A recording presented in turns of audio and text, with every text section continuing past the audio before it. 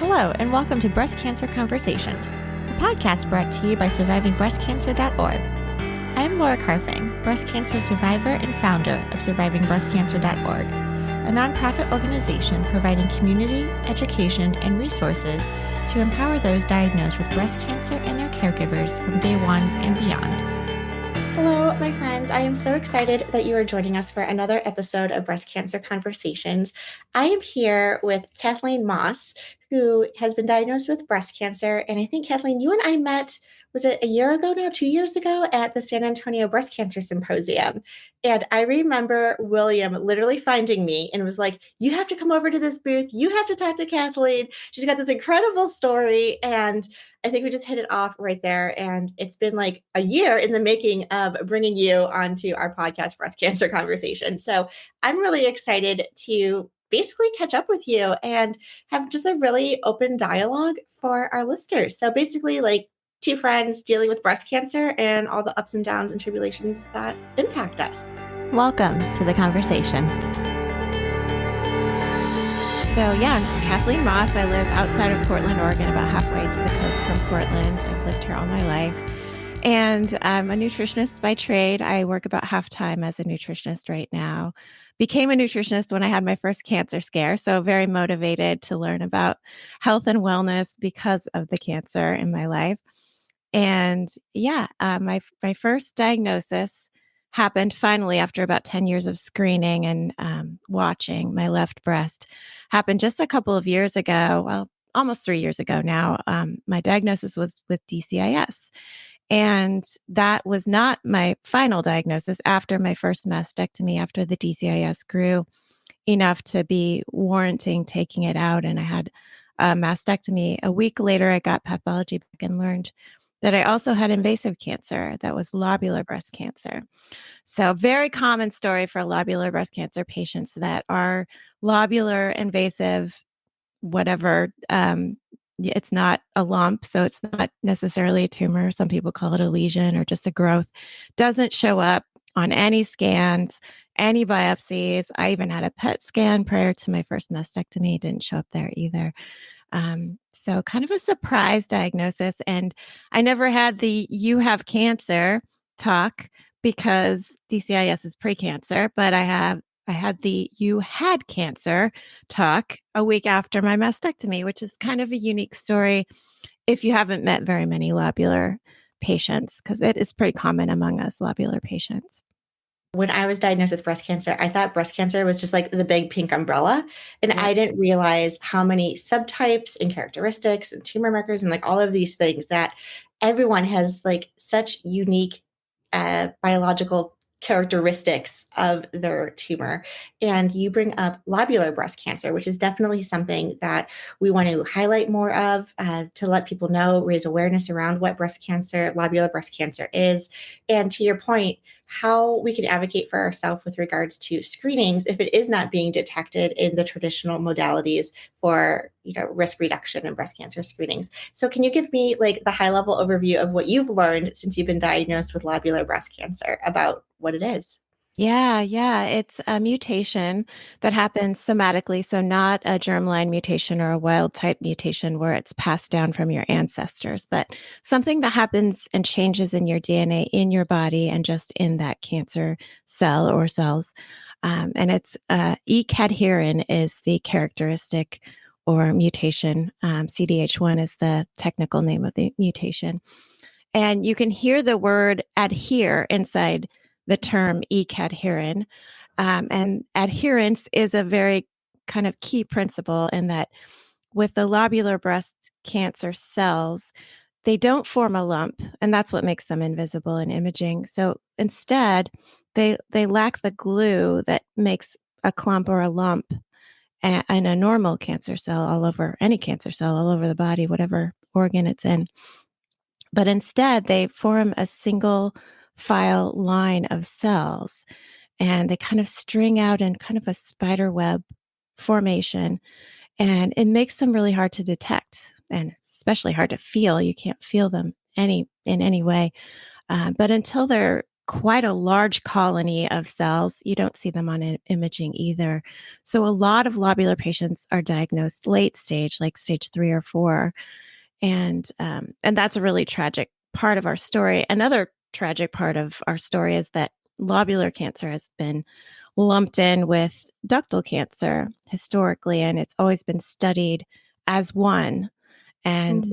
in the last 10, 15 years, there's been a huge movement, just a few researchers to begin with, but now there's, a couple dozen, uh, of an effort to separate the two and see it as a very distinct subtype of breast cancer.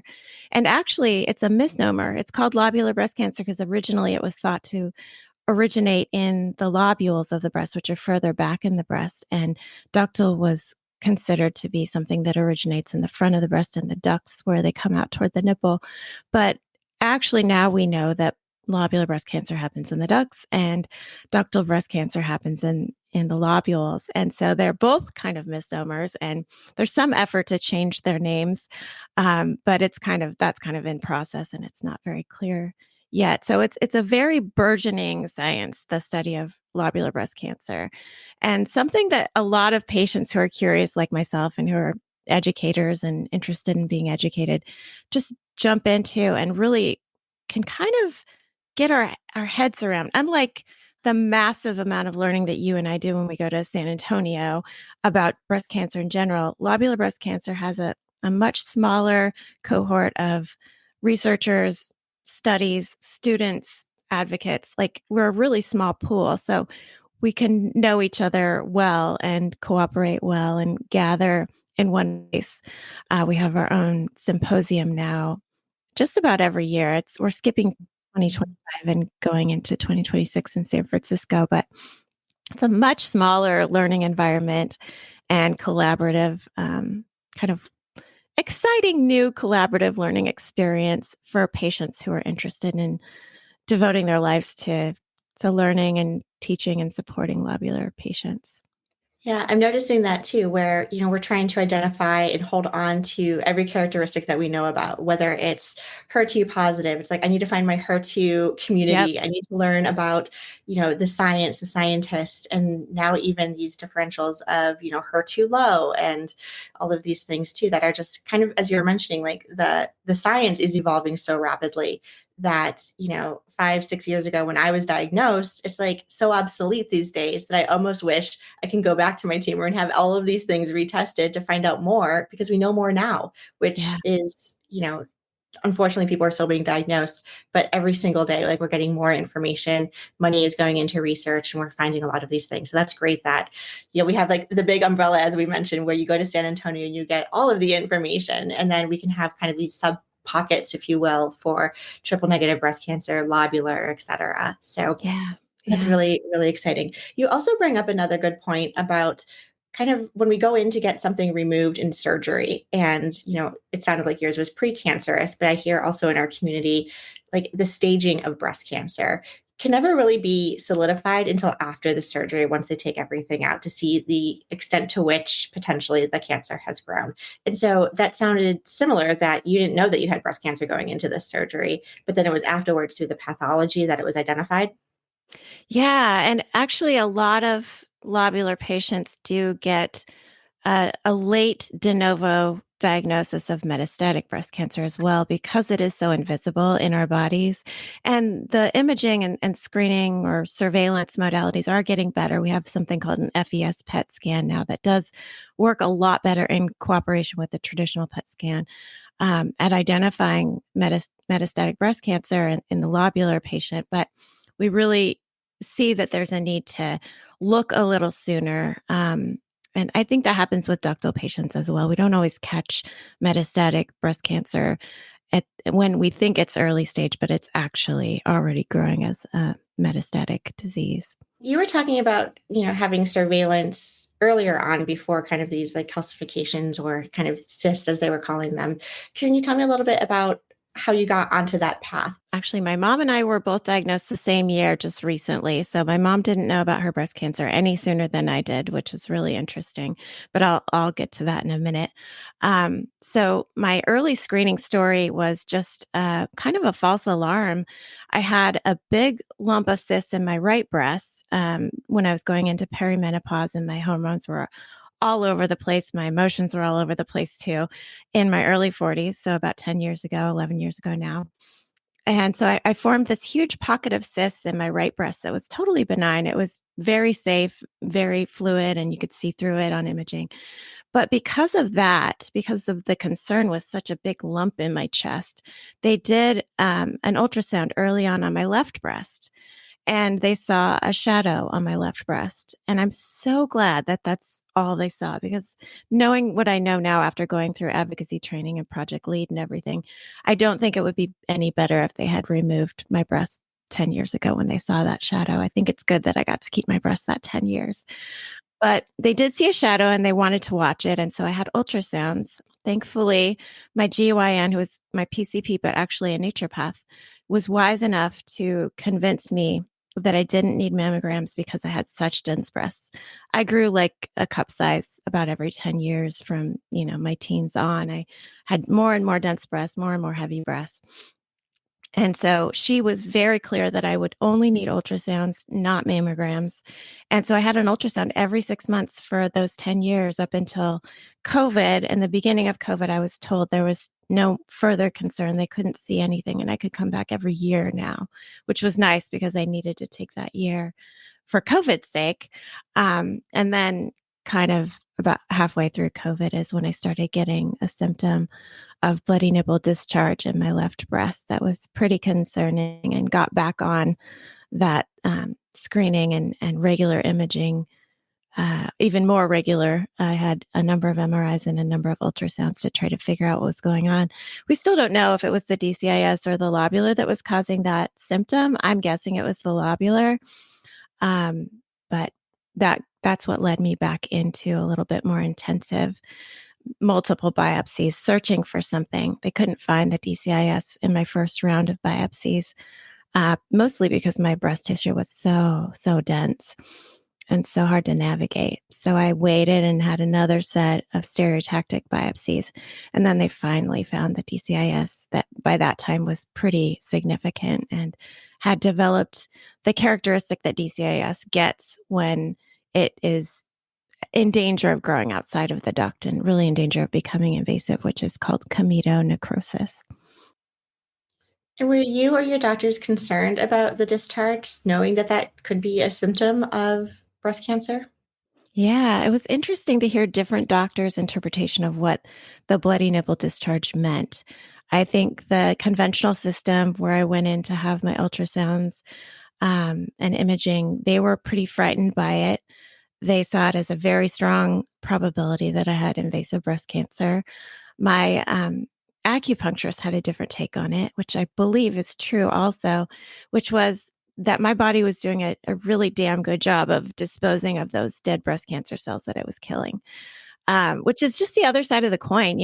The fact was that I had breast cancer. Everybody admitted that probably there was breast cancer in there in some place.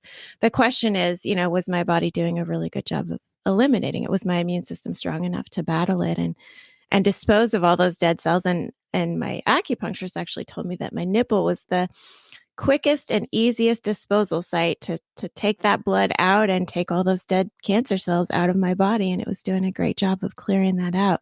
So that just is such a fun, way to put a positive spin on something really scary that you're trying to get to the bottom of. I mean, I had those biopsies after I started having the bloody discharge, and they didn't show anything. And so at that point, you're kind of in a quandary as to what to do. And I had to decide between doing an immediate surgical biopsy or waiting a few months and trying another needle biopsy, which is what I tried to do. I wanted to take a little time and be careful. Turns out I took a little bit too much time because I lost some of my skin. There were calcifications growing even in my skin by the time I had my mastectomy. So I did take a number of months, even after my second set of biopsies, thinking that DCIS wasn't that scary. And I think we get that when you learn online about DCIS, it's very confusing. And I try to educate patients now to help them see there's a huge difference between early DCIS and that kind that has been biopsied and shown to be having some of that comedo-necrosis, which really does put you in that area where you're pretty at risk of having invasive cancer, and DCIS then becomes very, very serious and you need to move on it. So I was pretty confused about that back before I had my mastectomy, and I don't want other patients to be confused about that. So you mentioned that you were going in for a mastectomy. Were you eligible for breast conserving surgery, or was the mastectomy like the only thing that was presented to you? I was going in about up until about 2 weeks before my surgery. I was going to have a lumpectomy to take out the DCIS. And then I met with a remarkable oncologist. She's a medical oncologist down in Ashland, Oregon. Her name is Dawn Lamont, and I recommend her podcast highly. It's called Docs Talk Shop. It's hard to say.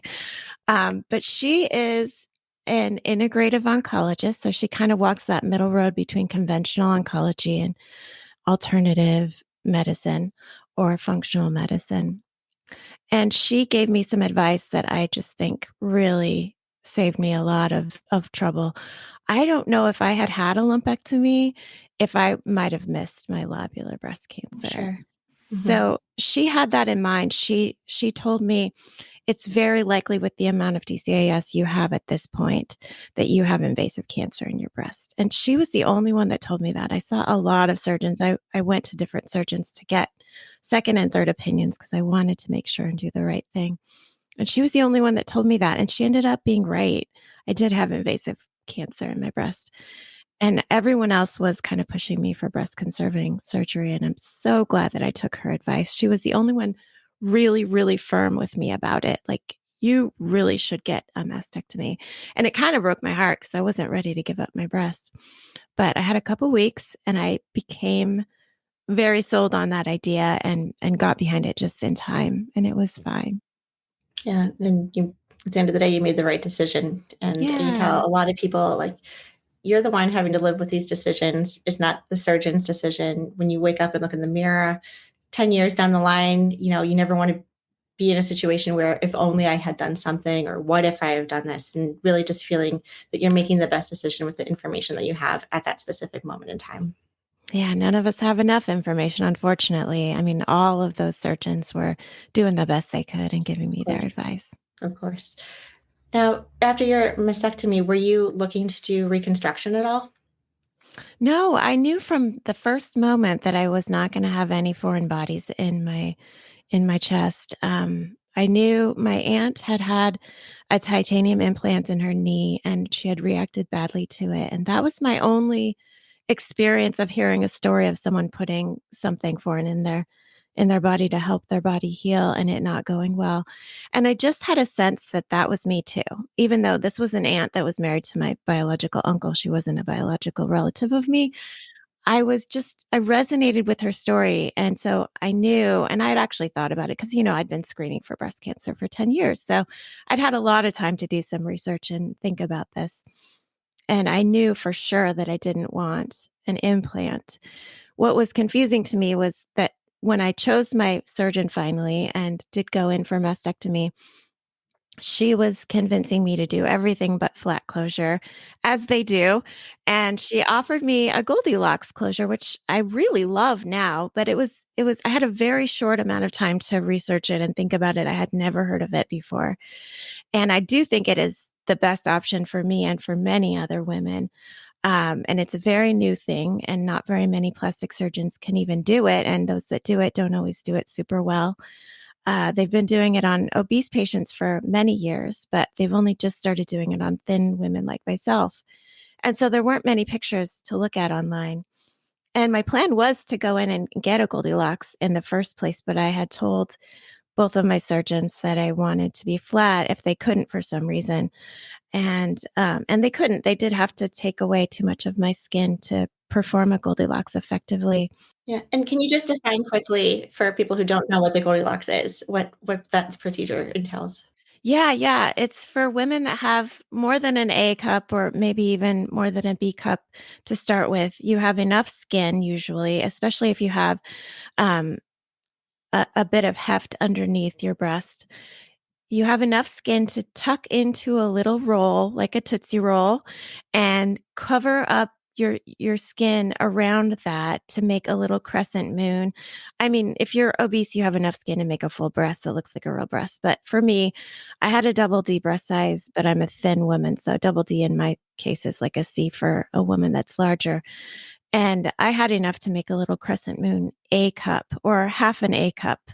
um, I think it changes. I had some fat necrosis too, and so it's a little smaller than it was to start with.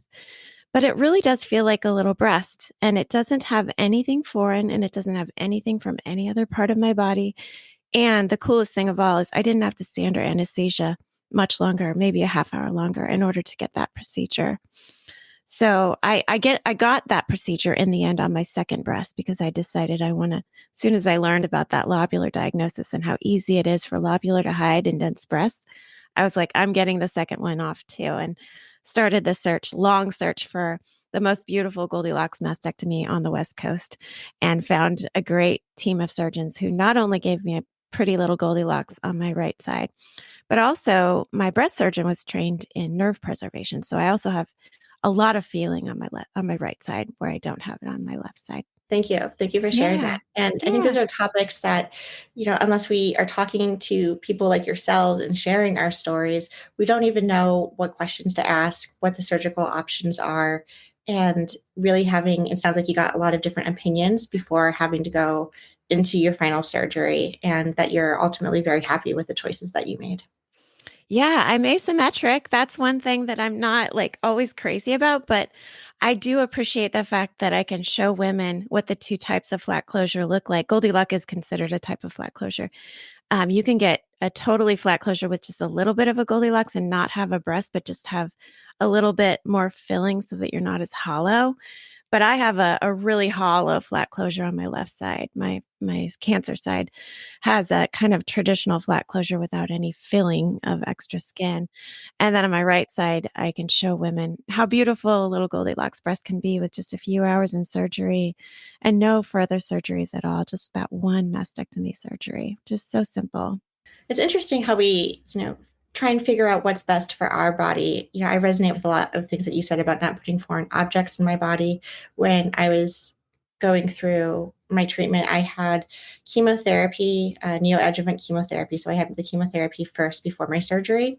And there's pros and cons to that. But one of the pros, it could also be a con too, is that I had plenty of time to research my surgery options. It wasn't one of those situations where I was diagnosed with breast cancer and then, 2 to 3 weeks later, I would be, going under surgery. So, I went from, oh, hopefully I'll be a candidate for breast conserving surgery and do a lumpectomy. Other days, I'm like, oh, what if it's in the other breast? It'll be better just to get them both off.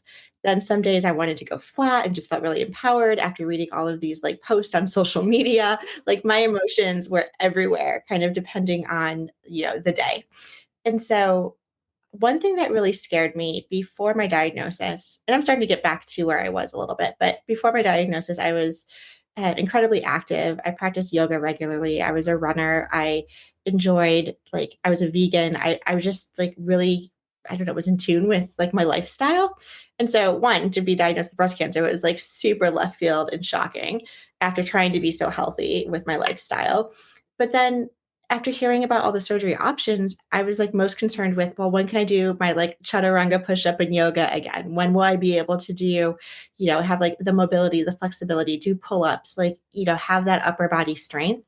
That for me, that was like the most devastating piece of loss. It wasn't necessarily losing my breast in that sense of like feminine identity, et cetera, because that's not really how I was resonating with all of this. It was, I just want my practice to come back. I want to be happy with, being able to put my hands over my head and have that type of mobility. So these ideas of, foreign objects or longer surgery, such as a deep flap where they take tissue out of your stomach and abdomen and move that up. I was like, if that's going to delay all of these things, I'll probably never be able to like hold plank again. Like I was so concerned about, you know, my life afterwards and trying to get back to that normal.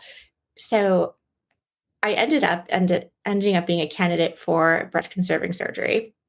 And we ended up going down that path. I had a lumpectomy on my left side and then also reconstruction on the right side to make that breast smaller so I could have a little bit more symmetry, if you will. What I wasn't prepared for, however, is that because I also needed radiation, radiation can also shrink the size of your breast even further. So I had the lumpectomy, making it smaller. Then after radiation, even about like a year later, it's much smaller. And so I think I'm the only one who actually notices these things, right? But I can just tell, and I'm always on the fence of like, I don't want to go through another surgery, but like, would it be worth trying to like even things out? Like, would that make a difference? But well, take one day at a time. Yeah, my mom had a lumpectomy and her scar just faded and it was so slight that like the doctors couldn't even find it. Yeah, while I was going through this long drawn out, is it cancer, is it not, is it going to stay precancer, is it going to grow question, she had a real quick, super solid diagnosis, quick biopsy. She had ductal, not lobular, and got her lumpectomy, and that was it. She was 89 and she was pretty private about her cancer experience. I was 49 and I was very public about mine. So we were kind of the opposite in just about every way. Her case was open and closed, just boom, boom, and she wanted to move on and not really discuss it with anyone. And then she had to watch me go through this kind of long, drawn out struggle with having two outcomes after my first two surgeries that I wasn't pleased with because my plastic surgeon just didn't listen to me and wouldn't make me flat. And then having this trust issue then with finding the right surgeon for my second mastectomy and wondering if even anyone would listen to me after having two denials. And she saw me lose my first breast and it broke her heart. And I kept reassuring her that it was okay with me and that I would be even happier when I had my other one gone because of all the anxiety that the lobular diagnosis might produce in me. And so I had a lot of like dialogue with her about this is okay, mom. I want you to see I'm proud of my body still. I love my body still. You don't need to worry about me and my self image and my body image. She was from, a very different generation. She was almost two generations ahead of me because she was almost 40 when I was born. So very different mindset. Very worried about the husband, where my husband is more just totally worried about me. He's not worried about himself. So that was a good. She was a good sounding board because she was so worried. I got to express to her in pictures and in words how much I love my new body. When I talk to people and they wake up from surgery, I always hear the doctors were so happy with the outcome, and we're looking at like the black and blue marks and the scarring, and I was like, "What do you mean this looks great? This looks horrendous! Like I'm Yeah. not used to seeing myself." And it was such a intimate moment when for me when I went into my bathroom. I got home and was taking the bandages off for the very first time to kind of see what the scars were going to look like, what my new body was, and very objectively, like not looking at who I am as Laura, but like looking at, this tissue and the skin, and you have drains coming out and you have all of this like fluid. And it was very hard, I think, to embrace everything that we were putting our bodies through, and for the realization that, we had cancer. Yeah. There's also that waiting period of just like when you were waiting for your pathology that ultimately gave you your diagnosis. We're waiting to hear, did we get clean margins? Do we have to have another surgery? I think sometimes we, hope for what your mother went through, what was like, okay, diagnosis, surgery, good, like let's move on. And there can be so many more surgeries and aftermath, even years later, where people are getting um, reconstruction to have like their nipples redone, and just different things for whatever it is that makes us feel whole. And to your point, just to be really happy with our bodies afterwards. Yeah, I was blessed with a social community that helped me to restore my self-image and my body love. Just looking at each other, the Flat community is really powerful, both online and in person for that. And for that reason, we get together at breast cancer walks, and we have teams of walkers, and we have tabling now. I'm in charge of the tabling for Stand Tall AFC, so that we can see each other, because it is so powerful. A breast cancer walk is one of the only places we can really freely take our shirts off and show each other our scars. And it's so powerful when you see a woman who has these scars and who is missing her breast, but loves her body and loves her chest and is glowing in the pride of her community. And I just think there's nothing like it. And it doesn't make any sense to someone who hasn't lost their breast. Like, all of my family members that see me doing this and fighting for this and spending my time on this are so confused. And I totally get it. But there is a lot of power in sharing once you've been through mastectomy. Even if you do have implants or deep flap, you need to see other women who are accepting and loving of their bodies, who've been through what you've been through. Tell me how you got into advocacy. You mentioned earlier on in the podcast that you did Project Lead, that you're involved in a lot of organizations. Tell me about some of your volunteerism. Yeah, my main role as a volunteer right now is with the Lobular Breast Cancer Alliance. Lori Hutchison, the executive director, just happened to be gifted to me as a mentor by the organization ABCD, After Breast Cancer Diagnosis, Oh, that grants amazing. Okay. mentors. Yeah. So Nice. I met her right away after I was diagnosed, and I knew from the very beginning that I'd be volunteering in some respect for the LBCA. And it was just a matter of getting through kind of the trauma and recovery of the first year. And then I told Lori then I'd be talking to her about what role I could take. And at the time last fall, 2 falls ago, when I got together with her and had that conversation, she said, well, here are the options. These are all the committees we already have. And this is a brand new program that we're starting. And I said, ooh, I like brand new programs. And I love the idea of local in-person work. So the brand new program that they were starting was called the Local Advocacy Teams. And so I've been kind of coordinating that and running the meetings from the very beginning, a little over a year ago. And so right now we have about 60 individuals who've been diagnosed with lobular who want to be advocates and either teach other patients or teach doctors, because a lot of doctors don't know about lobular. Anyone in their community, partnering with researchers, maybe. All the ways that you can do advocacy. We're doing it in person together with teams of at least 2 or 3 people in a given spot. And so we have official LAT teams, local advocacy teams, and then we have unofficial ones. And then there's some people that are just still individuals looking for others to partner with in their area. I actually have 3 little LAT teams in my area that are unofficial, partly because of my online presence. And I talk a lot about lobular, both on Instagram and I've got a new podcast now, but I've traditionally through YouTube. I have about 80 YouTube videos that I tell my story through. And so I've gathered a lot of local advocates around me. And so we have a little group up in Vancouver, Washington, a little group out here in the wine country where I live, and then a group right in the center of Portland that are just starting to grow. And we're just experimenting with different ways of doing advocacy. And one of the main things we did last year was we just started this kind of project with getting October 15th as each state's proclamation of Global Lobular Breast Cancer Awareness Day. And we chose the 15th of October because it's Breast Cancer Month, but also because we're the 15%. And which I think triple negative is also 15% of breast cancer. So they could take the 15th too, but we got it first probably. So we're just starting to try to mobilize and get this to be a national holiday. First, we're starting out with the states, and I think it was 6 states proclaimed it as a state holiday, or not holiday, but national day or whatever. Yes, yes. So that was fun. And then we had a bunch of different activities across the US and in Canada.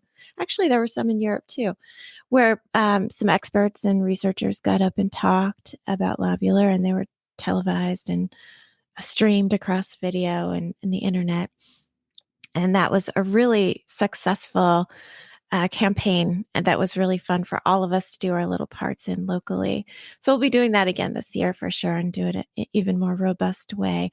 But it's been really fun to just start to mentor other lobular advocates folks that come to us just kind of quivering with their diagnosis, feeling so alone and isolated, and then becoming empowered and more educated. We send a lot of folks to Project Lead every year with the MBCC, and that's been a wonderful educational kind of empowering program. Definitely the best advocacy program that I've found so far.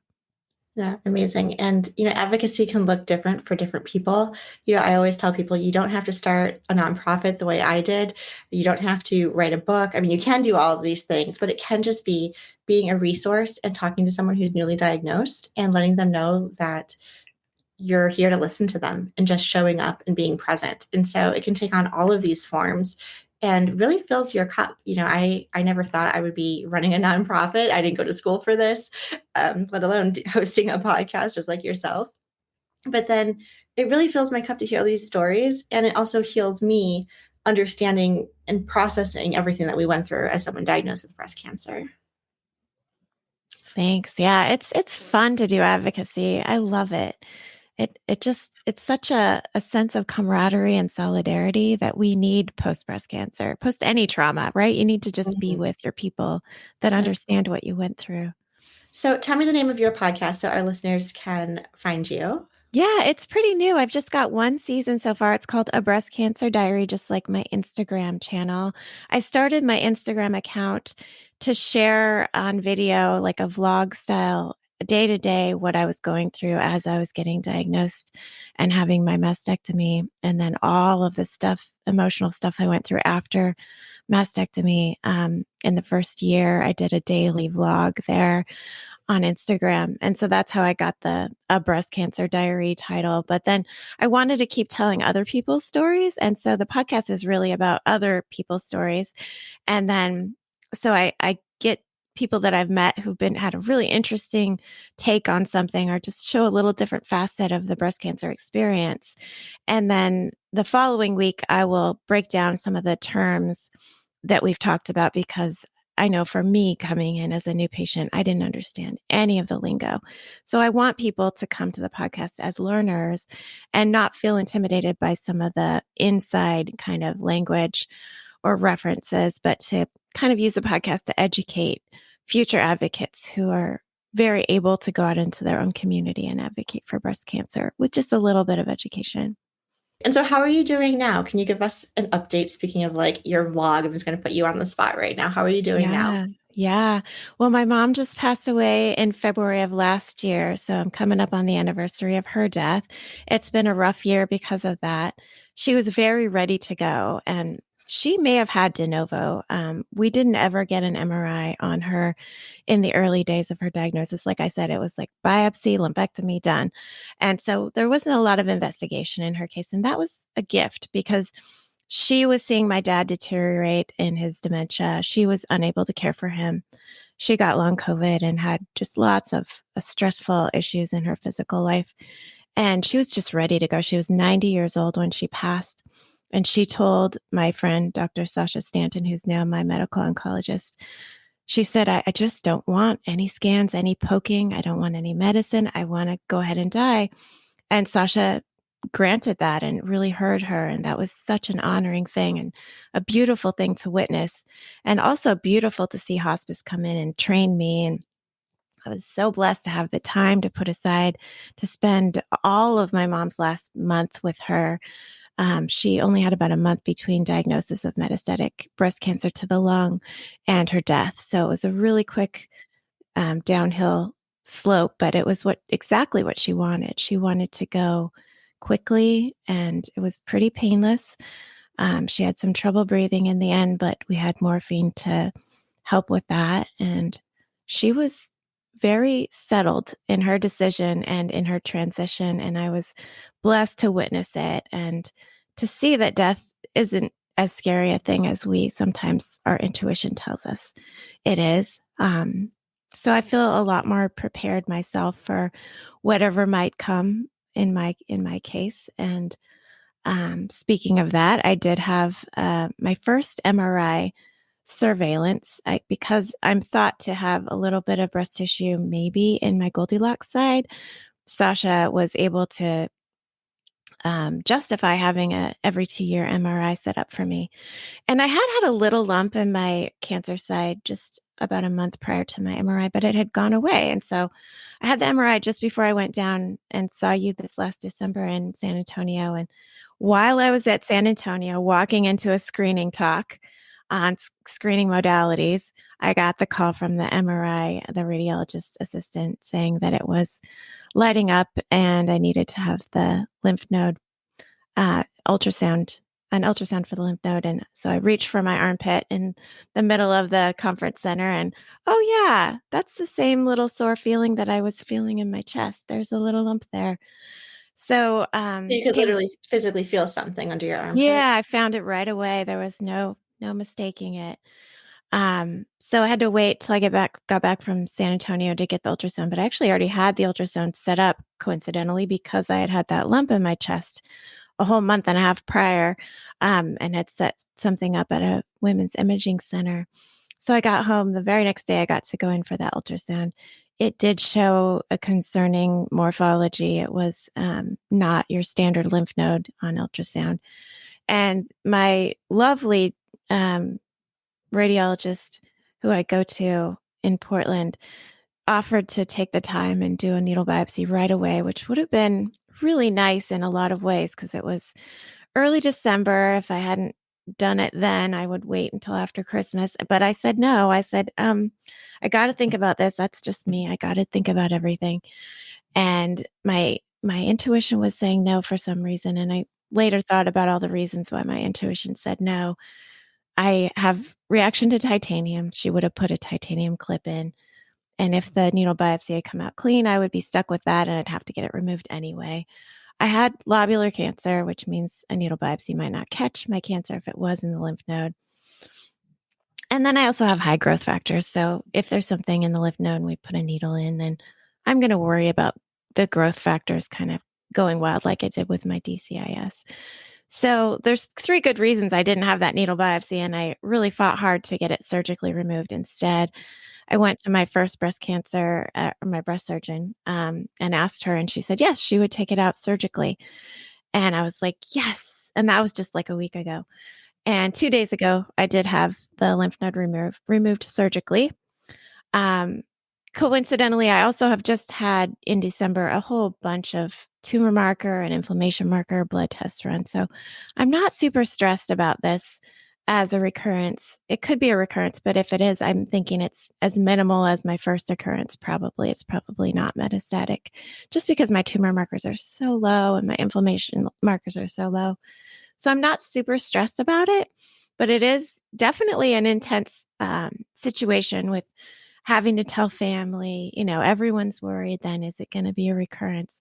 There's no avoiding that question. You can't be in denial about it. So it's been an interesting December, a lot of waiting through the holidays to get that appointment with that surgeon, and then finally got it removed. So I'll have just in a few days, I'll find out pathology and we'll see where we go. I've already talked to Sasha about what meds I'd take. I haven't taken any meds before because my lobular breast cancer, my invasive cancer was only 2 millimeters. So I didn't need to take any meds. And I was waiting until I got through the menopause transition to decide whether to take letrozole.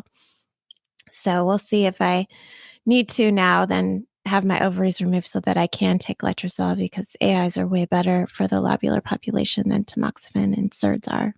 Sure. Yeah, I was on letrozole for a number of years, and being premenopausal, I also had the Zoladex shot to kind of keep my ovaries shut down. I wasn't ready for the surgery as well. Again, as we were talking, just minimal like surgeries. I was okay going into the hospital every couple of weeks to get those shots. But there's trade-offs, right? And you're trying to figure out, what regimen works for you. And I know people who also were recommended to be on hormonal therapies and also declined because they didn't want the side effects of joint pain or weight gain or hormonal changes, et cetera. And so, yeah, keep us posted. We'll be thinking about you, Kathleen. And I appreciate you just opening up about your story, from initial surveillance to diagnosis and where you are today. I think it's something for all of us that, what's the percentage, like 30% of early stage people with breast cancer can have a recurrence and can metastasize to distant parts of the body.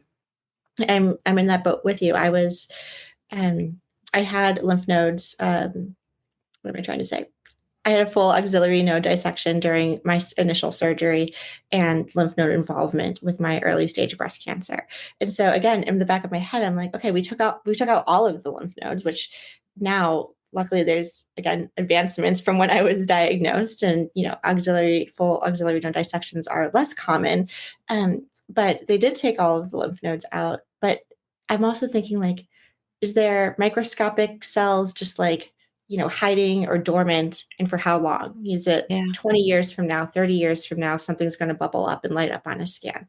But I can't live my life in fear every single day. But it is, that little small thing in the back of my head, or when we go to the doctors for the checkup or a new symptom bubbles up and you're kind of thinking like, oh gosh, what is this? Is it just like a normal like cold, or is it something in my lungs? Like you go to the extremes. And so really trying to balance all of that. Yep. So well, thank you, Kathleen, for taking the time to be on Breast Cancer Conversations.